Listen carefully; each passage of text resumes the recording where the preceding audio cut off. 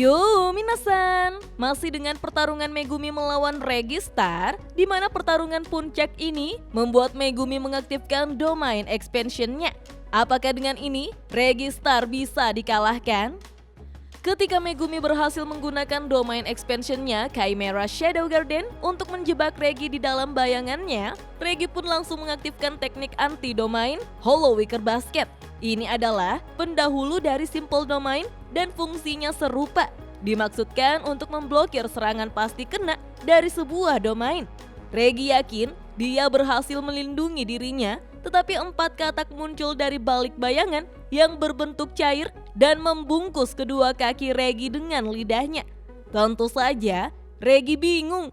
Ia tidak mengerti bagaimana dia masih bisa menjadi target setelah menggunakan Hollow Wicker Basket. Regi tidak menyadari bahwa domain Megumi tidak lengkap. Dijelaskanlah ketika Jogo dan Hanami menggunakan amplifikasi domain selama insiden Shibuya saat melawan Gojo Satoru, mereka bisa saja memasukkan teknik yang pasti kena. Namun, dengan menahan diri untuk melakukannya, roh-roh terkutuk itu mampu menuangkan teknik tanpa batas milik Satoru sebagai metode untuk menetralisirnya. Hollow Wicker Basket dan Simple Domain tidak dapat mencapai efek yang sama untuk menetralisir teknik terkutuk secara langsung. Sebaliknya, teknik ini menetralkan penghalang domain untuk meniadakan efek pasti kena.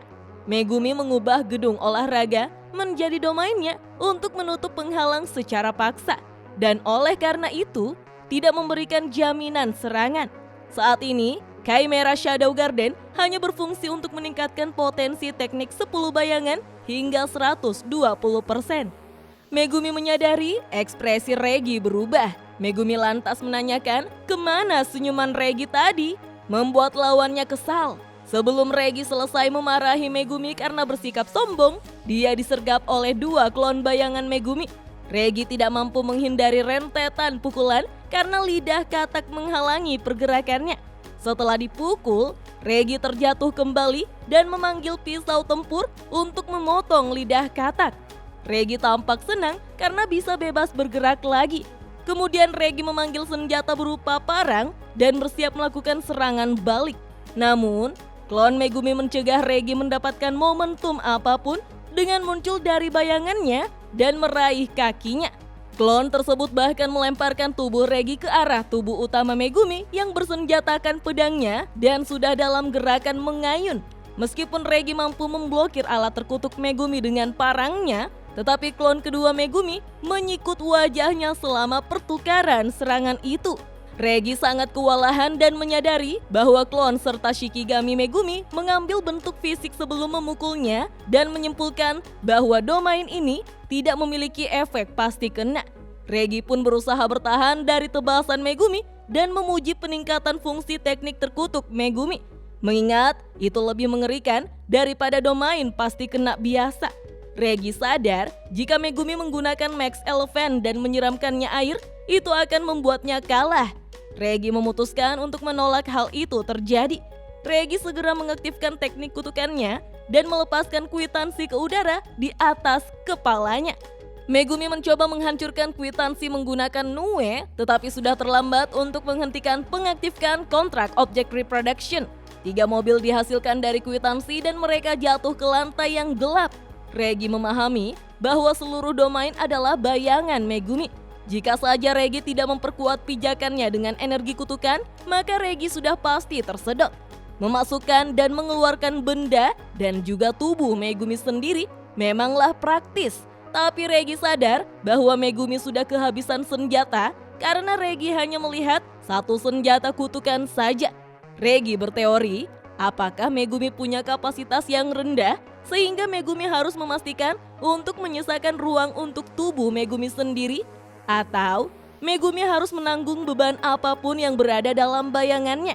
Regi pun menggunakan mobil untuk mengubah kondisi domain untuk melawan Megumi. Sekarang, dengan membawa 3 mobil yang beratnya sekitar 2,4 ton, klon Megumi menghilang karena tidak bisa ikut menanggung bebannya. Apalagi Megumi tidak bisa bergerak sambil dipaksa membungkuk menahan domainnya. Regi yakin Megumi mungkin masih bisa memanggil Shikigaminya. Jadi dia tetap waspada dan berencana untuk terus menambahkan beban hingga lawannya hancur dengan menanggung berat itu. Meski Regi siap menghabisinya, Megumi justru memberitahu Regi bahwa dia melupakan sesuatu yang penting. Megumi mengingatkannya bahwa domain yang tidak lengkap tetaplah sebuah domain dan ada bayangan di sekelilingnya termasuk di atasnya. Megumi tiba-tiba memunculkan Max Elephant dari bayangan di atas Regi sehingga Shikigami besar itu jatuh tepat di atas tubuh Regi dan menimpanya. Kali ini, pertarungan mereka menjadi perjuangan untuk menanggung beban paling berat. Namun Megumi tetap percaya diri dan bertanya pada Regi, siapa di antara mereka yang akan remuk terlebih dahulu? Dijelaskanlah, rata-rata manusia hanya mampu menahan sekitar 5 hingga 6 unit G-Force sebelum kehilangan kesadarannya. Jika Megumi memiliki berat 60 kg, ia kini membawa beban 2,4 ton yang setara dengan 40 unit G-Force. Untuk mencegah kekuatan unit G-Force sebesar ini agar tidak membuat seluruh darah Megumi terjebak di tubuh bagian bawah dan mengurangi aliran darah ke otaknya, Megumi menurunkan pusat massa dan memperkuat seluruh tubuhnya dengan energi kutukan yang difokuskan pada tubuh bagian bawahnya. Sedangkan seekor gajah dewasa memiliki berat 3 hingga 6 ton. Dan domain Megumi meningkatkan ketepatan teknik terkutuknya sehingga meniru berat Max Elephant secara realistis dengan gajah yang asli. Dengan beban yang menimpanya, Regi mengalami patah tulang fibula dan tumit kanannya. Pada situasi ini, keduanya berada di bawah tekanan yang sangat besar dan bisa dihancurkan hingga mati kapan saja. Regi menyesali karena tidak menyimpan truk yang dia gunakan sebelumnya untuk menambah bobot saat ini. Dia sudah disiram air oleh Max Elephant, tapi masih ada kwitansi yang bisa dia keluarkan termasuk kartu asnya. Regi bertanya-tanya apakah dia bisa memasuki bayangan untuk melepaskan kartu asnya dan menghabisi Megumi dengan berat tambahan. Tetapi Regi menolak gagasan ini karena Megumi masih belum membatalkan domainnya. Itu berarti semua yang diserap oleh bayangan akan tetap di dalam bahkan setelah domainnya dilepaskan. Mungkin saja setelah Megumi meninggal, Regi tetap terjebak di dalam bayangan milik Megumi selamanya. Terlebih lagi, Regi tidak yakin seperti apa sebenarnya di dalam bayangan yang kelihatannya seperti zat bayangan cair itu. Apakah ia bisa bernafas atau bisa mengapung? Regi lantas memutuskan bahwa pilihan ini terlalu beresiko. Regi kini mencoba menahan beban gajah sambil melepaskan kartu asnya. Sebelum Regi dapat sepenuhnya mengaktifkan kontrak Object Reproduction, Regi menyerah pada beban Max Elephant dan jatuh ke dalam bayangan. Tanpa daya apung atau hambatan apapun di dalam bayangan, Regi jatuh ke dalam kegelapan dan mulai kehilangan kesadaran karena tidak adanya oksigen. Dengan kemungkinan Regi dikalahkan, Megumi menunggu hingga dia yakin lawannya sudah mati sebelum menghilangkan domain dan mengosongkan bayangannya. Tiba-tiba, salah satu mobil di dalam bayangan Megumi membawa Regi kembali ke permukaan. Ternyata, objek yang diciptakan kembali oleh Regi bisa menghilang setelah dia memberikannya perintah. Regi menahan diri untuk tidak melakukan hal itu pada mobil sampai sekarang karena dia ingin membebani tubuh Megumi. Meskipun Regi kehilangan berat satu mobil, tapi itu menyelamatkan nyawanya. Regi memuji kekuatan Megumi dan mengakui bahwa dia adalah shaman yang kuat. Tapi Regi mengakui jika dirinya lah yang lebih kuat dari Megumi. Regi akhirnya mengaktifkan kontrak Object Reproduction dan memanggil rumah kayu kecil berlantai 2 yang beratnya sekitar 30 ton. Situasi kini berubah drastis, namun Regi tidak mengerti apa yang terjadi. Meskipun ia telah menggunakan kartu asnya, Regi tiba-tiba menemukan dirinya di bawah air dan tengah dicekik oleh Megumi dari belakang. Bobot Megumi digunakan untuk menenggelamkan Regi. Jadi Regi terpaksa menonaktifkan teknik kutukannya dan membatalkan bobot mobil yang tersisa. Regi pun mampu berenang kembali ke permukaan untuk mencari udara dan menyadari jika dirinya berada di dalam kolam di lantai bawah gedung olahraga. Megumi melarikan diri ke dalam bayangannya dan mengakhiri domainnya, sehingga rumah tersebut memecahkan lantai dan memaksa Regi terjatuh ke dalam kolam di bawahnya. Tidak jelas bagaimana Megumi bisa bergerak meski berat, Tapi Regi berteori bahwa dia melakukannya dengan mengeluarkan dirinya dari bayangan. Kita pun diperlihatkan Megumi yang berjalan mendekati lawannya saat Regi merangkak keluar dari air. Megumi memberitahu Regi bahwa kwitansinya terlalu basah untuk digunakannya sekarang. Biasanya, menyiram kwitansi dengan air tidak cukup untuk membuat cetakannya memudar. Sehingga hal itu saja tidak cukup untuk menghentikan Regi memproduksi sesuatu dengan kontrak objek reproduction.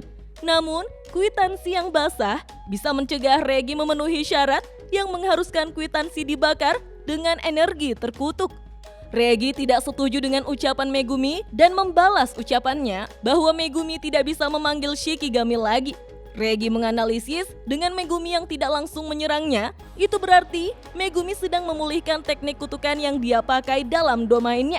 Megumi pun membenarkannya. Mulai sekarang ini adalah pertarungan fisik. Regi berpikir bahwa ia akan membuat Megumi jatuh ke dalam perangkapnya dan menghabisinya dengan serangan balik. Tepat saat Megumi menyerangnya dengan Shikigaminya, menurutnya Megumi akan memakai Shikigami lain selain Divine Dog. Tapi tidak ada satupun dari Shikigami Megumi yang punya jurus jitu. Dalam pertarungan jarak dekat 1 lawan 1, Regi mampu mengalahkan Megumi. Hal itu membuat Megumi mengakui jika Regi merupakan lawan yang tangguh. Terbukti dari kemampuannya menahan beban Max Elephant tadi. Dia juga seorang seniman bela diri berbakat dengan teknik penguatan energi terkutuk yang sempurna. Regi mencoba menggunakan bakatnya untuk menekan Megumi agar memanggil Shikigami selain anjing. Tepat sebelum Regi mampu mendaratkan serangan langsung ke Megumi, sebagian sisi paling kiri wajah Regi yaitu telinga dan sebagian besar bahu kirinya telah hancur seluruhnya. Setelah mengalami pukulan mematikan dengan kecepatan yang membutakan, Regi terkejut dengan kecepatan serangan tersebut. Regi menoleh ke belakang untuk melihat Divine Dog Totality yang memiliki 2 lubang di hidungnya akibat pisau, serta seberkas rambut dan daging milik Regi yang berada di mulutnya. Megumi menceritakan jika pisau yang digunakan Regi pada Divine Dog-nya tidak akan cukup untuk melumpuhkannya. Mereka tidak selemah itu. Megumi menunggu sampai Regi benar-benar melupakan soal Shikigami anjingnya. Megumi membenarkan pernyataan Regi sebelumnya bahwa Shaman hanyalah penipu. Regi mengulangi ucapan itu saat dia terjatuh ke tanah dalam genangan darahnya sendiri. Kita pun diperlihatkan bagaimana Regi terbaring berlumuran darah di tanah sambil menatap Megumi. Regi menyadari bahwa di domain hingga kolam renang, Megumi membuat Regi berpikir jika Megumi sudah kehilangan Divine Dog-nya. Padahal Megumi menyembunyikannya. Tentu saja Megumi tidak lari ke gedung olahraga menggunakan Nue. Megumi sengaja memancing Regi untuk masuk. Shaman dari masa lalu itu merasa malu karena telah diakali oleh shaman modern yang jauh lebih muda. Megumi menjelaskan bahwa Nue tidak bisa membawa orang dalam waktu lama. Terakhir kali itu terjadi dan membuat mereka kerepotan ketika Nue membawa Yuji dan Ino ke menara Shibuya C. Megumi bertanya apa hubungan Regi dengan Master Tengen, namun tampaknya tidak ada hubungan. Karena Regi membutuhkan waktu sejenak untuk mengingat siapa itu Tengen. Dia hanya tahu bahwa pertapa itu abadi dan tidak terkejut mengetahui dia masih hidup sampai saat ini. Regi menilai penjelasan Tengen soal Culling Game hanyalah sebuah gertakan. Megumi harus mempertimbangkan bahwa Tengen diam-diam bisa saja bersekutu dengan Kenjaku. Namun tetap saja Megumi menganggap hal ini sangat tidak mungkin. Setelah dikalahkan dengan bermartabat, Regi menyuruh Koganenya untuk mentransfer seluruh 41 poinnya kepada Megumi. Namun Megumi tidak begitu senang. Regi menyuruhnya untuk menganggapnya sebagai kematian yang baik sebelum kematiannya. Regi menambahkan bahwa ia hanya seorang penonton dan sama sekali tidak dekat dengan Kenjaku. Ia hanya berpikir jika semua hal ini bisa menjadi menarik. Dengan kata-kata terakhirnya, Regi meminta Megumi membiarkan takdir mempermainkannya menjadi badut lalu mati. Dan dengan kematian Regi beberapa saat kemudian, Megumi menerima 5 poin dari Kogane miliknya. Beralih pada sebuah ledakan besar yang terjadi di atap gedung lain di tempat lain di kota. Hal ini disebabkan oleh Hazenoki yang masih bertarung dengan Takaba.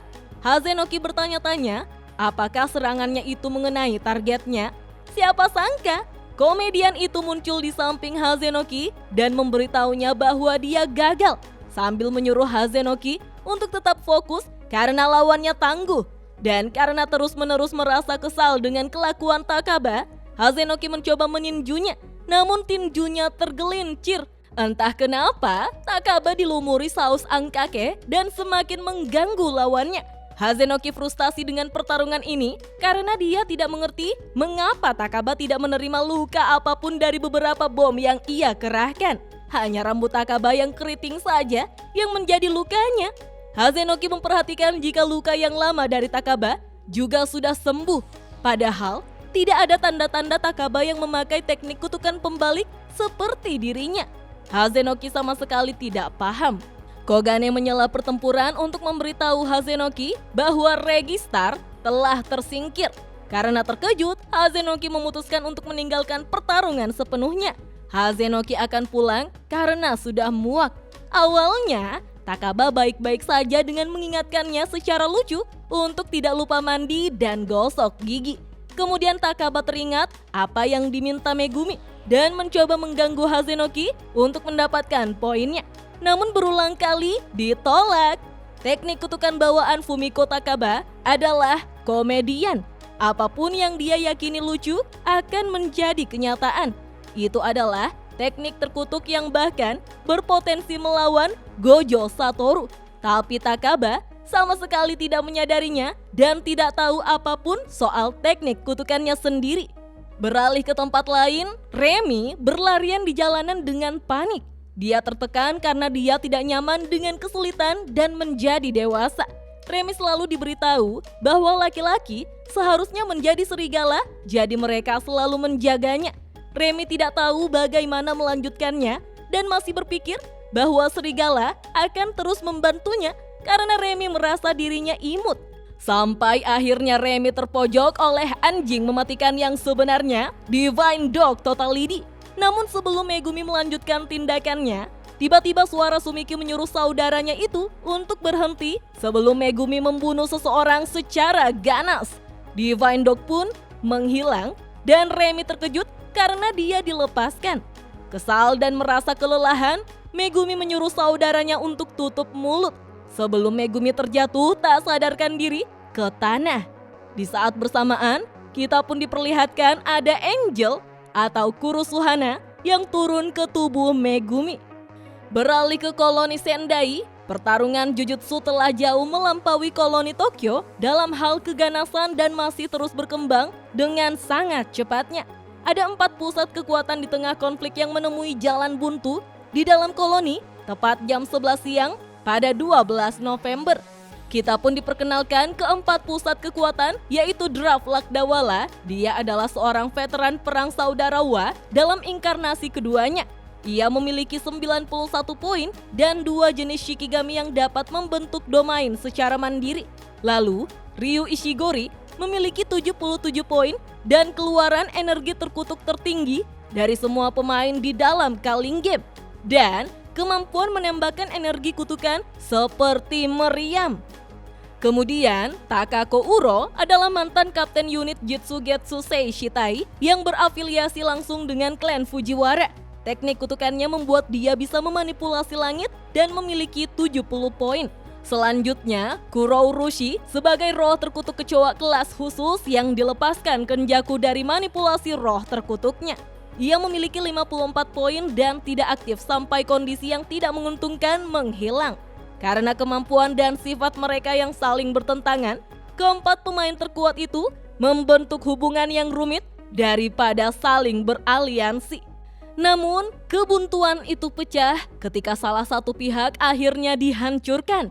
Draft Lakdawala dikalahkan oleh siswa tahun kedua SMA Jujutsu Tokyo, Yuta Okotsu, yang kini memiliki 35 poin. Dia mendapatkan kembali peringkat special grade-nya pada 3 bulan setelah Parade Malam 100 Iblis dan memiliki kekuatan luar biasa nomor 2 setelah Gojo Satoru di era modern ini. Seorang anak emas.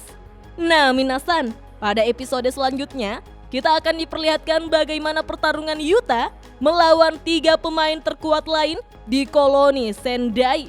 Oke deh, sampai di sini dulu ya. Dah.